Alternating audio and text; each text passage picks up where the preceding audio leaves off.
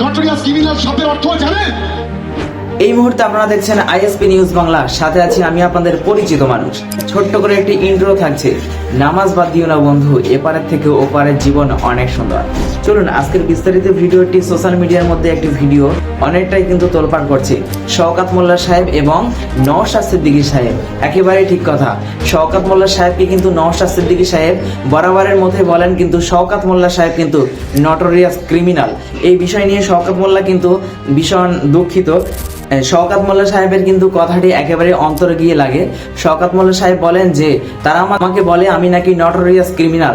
Actually তারা কি জানে, সে কি জানে যে নটোরিয়াস ক্রিমিনালের অর্থ কি? শওকত মোল্লা সাহেবের কথা শুনে কিন্তু নওশাদ সিদ্দিকী সাহেব একটু হাস্যকর বোধ করলেন।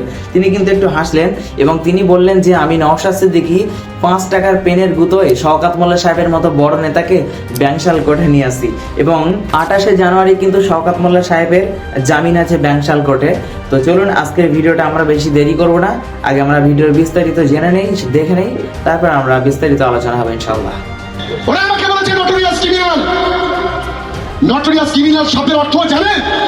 28 তারিখে ব্যাংশাল কোর্টে আসবে, বাইকটা নেবেন, ওনাকে বলবেন আর একবার আপনি বলুন, তারপরে উত্তর দেবে। কি বললাম? 28 তারিখে এই 28শে জানুয়ারি ব্যাংশাল কোর্টে জামিন নিতে আসবে বাবু। বড় নেতা না, ও কাউকে পরোয়া করে না। নওশাদ সিদ্দিকীর 5 টাকার পেনের খোঁচাতে 28 তারিখে জামিন নিতে আসবে নটোরিয়াস ক্রিমিনালটা। ঠিক আছে, আমারও বলছি নটোরিয়াস ক্রিমিনাল। আমি বাংলা বলবো না, উনি একটু মানসিকভাবে শান্তি পাবে, আমি বাংলা বলবো না। 28 তারিখের পরে বলবো।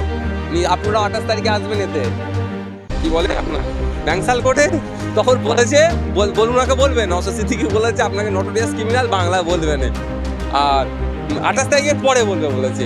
কেমন লাগছে জিজ্ঞাসা করবে জামিনটা নিতে এসে। বড় ভাই তো এখানেই চলে আসতে চেয়েছিলেন, আমি অনুরোধ করলাম তাকে। অনুরোধ করে আমি বললাম যে 21টায় এই আপনার 25শে বাংলা জনগণ দেখুক এই সরকারের দ্বিচারিতা, যে শুভেন্দু অধিকারী, যে সুকান্ত মজুমদার যখনই মুখ খুলছে তখনই বিষ উগলাচ্ছে। হিন্দু মুসলমানের মধ্যে অশান্তি লেগে যাবে, ভাইয়ে ভাইয়ে অশান্তি লেগে যাবে, এলাকায় এলাকায় অশান্তি লেগে যাবে, এলাকায় এলাকায় অশান্তি লেগে যাবে, এলাকায় এলাকায় অশান্তি লেগে যাবে। ঘরে অস্ত্র রাখার নিদান দিচ্ছে প্রকাশ্যে, গণহত্যার ডাক এক প্রকার ডাক দিচ্ছে। তারা সভা সমাবেশ করলে তাদের কোনো রেস্ট্রিকশন নাই, তাদেরকে বাধা নাই। আর নওশাদ সিদ্দিকী প্রোগ্রাম করলেই এত বাধা কেন? আমার একটা শব্দ বলতে পারবে আমার রাজনৈতিক ক্যারিয়ারে, জীবনে স্বল্প দিনের রাজনীতিতে, যে একটা শব্দতে দুটো গোষ্ঠীর মধ্যে অশান্তি হতে পারে, দুটো বর্ণের মধ্যে অশান্তি হতে পারে, দুটো জাতের মধ্যে অশান্তি হতে পারে? একটা চ্যালেঞ্জ করে বলছি, আমার এই ধরনের একটা শব্দ খুঁজে পাবেন না। আমরা বরঞ্চ সেতু তৈরি করি গোষ্ঠীর মধ্যে, একে অপরের মধ্যে সৌহার্দ্যের পরিবেশ তৈরি করার চেষ্টা করি, সম্প্রীতির কথা বলি। আমরা ডেমোক্রেসিকে আরো স্ট্রং এর কথা বলি। আর শুভেন্দু বাবু, সুকান্ত মজুমদাররা অস্ত্র রাখার নিদান এই ধরনের অবঞ্চিত মন্তব্য করছে, তাদেরকে আটকাচ্ছে না।